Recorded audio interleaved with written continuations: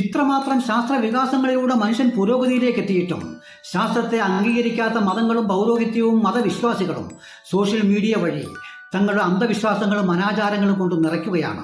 ഒരു കാലത്ത് ഒരു ഫോട്ടോ എടുക്കാൻ അനുവാദമില്ലാതെ, പ്രത്യേകിച്ചും വ്രതാനുഷ്ഠാന കാലത്തിലൊക്കെ ആകാശവാണിയും ദൂരദർശനും കേൾക്കാതിരിക്കാൻ ബെഡ്ഷീറ്റ് കൊണ്ട് മൂടാൻ ഉത്തരവിട്ട പൗരോഹിത്യം ഇന്ന് അവരുടെ മട്ടുപ്പാവിലും ദേവാലയങ്ങൾക്കകത്തും വരെ ക്യാമറ സ്ഥാപിച്ചുകൊണ്ട് ആചാരങ്ങളും അനുഷ്ഠാനങ്ങളും എന്ന പേരിൽ അന്ധവിശ്വാസങ്ങളും അനാചാരങ്ങളും സോഷ്യൽ മീഡിയയിൽ ലൈവായി പ്രചരിപ്പിക്കുകയാണ്. ഇതൊക്കെ എങ്ങനെയാണ് പരസ്പരം പൊരുത്തപ്പെട്ടു പോകുക?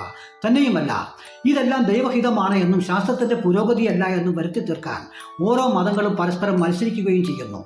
മതങ്ങളുടെ അന്ധവിശ്വാസങ്ങളെയും അനാചാരങ്ങളെയും ശാസ്ത്രീയമായി തുറന്നു കാണിക്കുന്നവരെ, മതങ്ങളെ നിന്ദിക്കുന്നവരെന്ന പേരിൽ അവരെ ആക്രോശിക്കുന്നവരുടെ എണ്ണം സോഷ്യൽ മീഡിയയിൽ കൂടി വരികയുമാണ്.